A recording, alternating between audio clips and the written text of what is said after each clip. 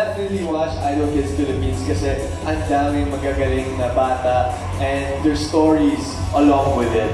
So they're really the full package. Idol na talaga. So please watch. Galing!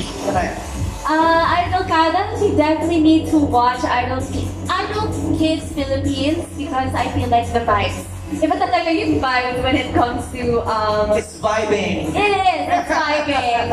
Kaya please watch starting this June 28th and 29th. And your, what's the name of your show? Idol Kids Philippines Spotlight. There you go! Robbie!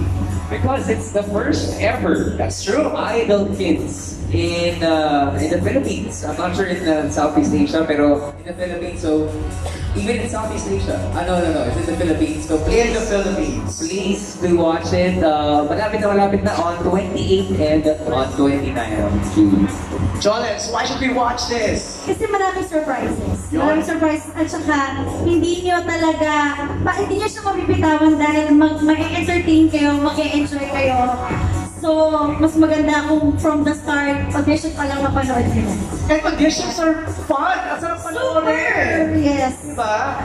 Again, Abangan niyo po ang Idol Kids Philippines ngayong June 28 na. Panoorin niyo to guys kasi matutuwa kayo, maiiyak kayo, ma-inspire kayo, at magmamahal kayo. absolutely. What, Carlos? Well, aside from everything else that they said, panoorin nyo Idol Kids Philippines starting this June 28 kasi, well, andun kaming lahat, masaya to, and all the kids that audition are so talented, talagang matadala na kayo sa, hindi lang sa skills nila, pero pati sa kwento ng mga buhay nila. So you're gonna miss out. Pwede mo kayo manood, but you're gonna miss out. So manood talaga kayo. Pili ko kayong dalawa ni Anggi ang comic release na na to eh. Yeah. Not sure. Not sure. Kasi dito galit talaga. Ano, Reg? Given na yung maraming magagaling kumanta, pero I think may in-love kayo dun sa mga personalities ng mga kids. So, kasama na rin yung mga judges. Yes, exactly. So, sa 28 po, ng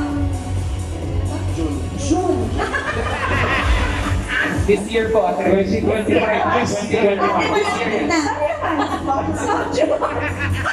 Mr. Red, sabi ni Robin this year daw. This year ka, June 28, Idol Kids.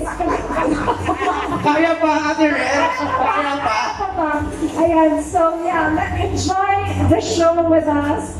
And let's all find out kung sino yung magiging next Idol Kids. Yeah. Na-pressure ako to First, ka sa kung 20. sino yung magiging first Idol Kids. Thank you, Ate Reg. Yeah, Gary. Alright, Idol Kids Philippines is on June 28 and 29. Join all of us as we go on this journey together to start out the careers of the very first Idol kid in the Philippines. Alam ko, ang daming mga fans kasi dito, fans ni Reggie, fans ni Emilio, they're all here.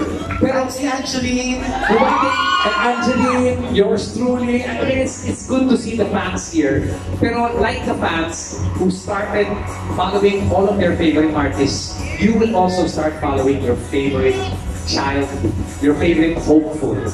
And who knows how far these artists are going to go. But it would be good if you joined us in a journey that will truly be memorable for all of us. So that's Idol Kids Philippines on June 28 and 29.